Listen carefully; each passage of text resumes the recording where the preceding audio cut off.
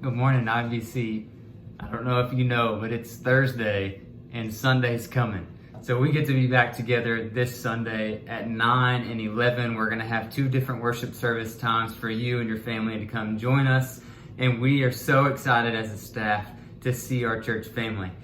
This morning I get to share with you from Mark chapter 8, our reading. And there's so much good in this. It's hard for me to pick a highlight verse every week, just again, it is this week. But first, Jesus is talking about feeding the 4,000, or Mark's talking about Jesus feeding the 4,000, and then you just go into all kinds of these different stories. Jesus healing a blind man. You keep going, and Jesus asks his disciples, "Who do people say that I am?"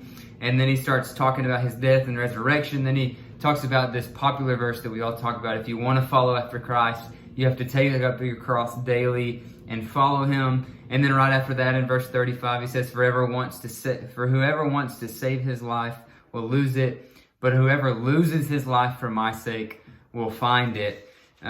So much good. I wish I had time to go through all of it, but I'll tell you this, my highlight verse, or let's just say my couple of verses, would be Mark 8, verses 27 through 30, where Jesus asks his disciples, "Who do people say that I am?"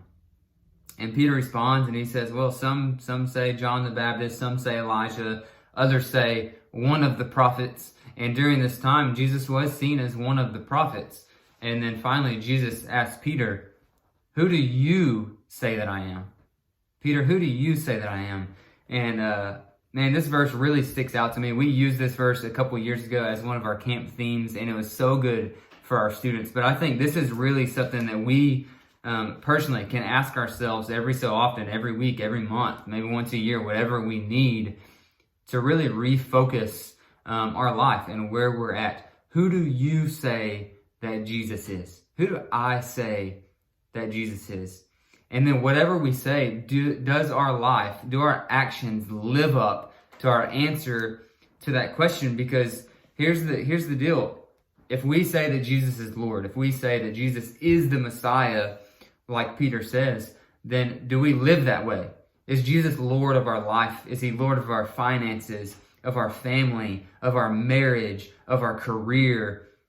Is Jesus Lord of all those things? Because if he's not Lord of those things, then we cannot say that he's Lord at all. And so I really just want to ask you guys this morning, just take a moment and give yourself a personal evaluation. Who do you say that Jesus is?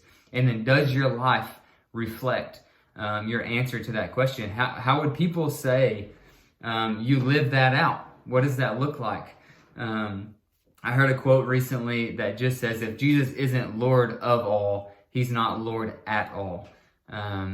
Let that be an encouragement to you today, this week, as you read this morning. I pray that your relationship with the Lord would deepen, that you would grow closer to Jesus, and that you would really understand what it means for him to be Messiah, for him to be Lord of all in our lives. IBC, have an awesome Thursday. We're going to see you Sunday, and we can't wait.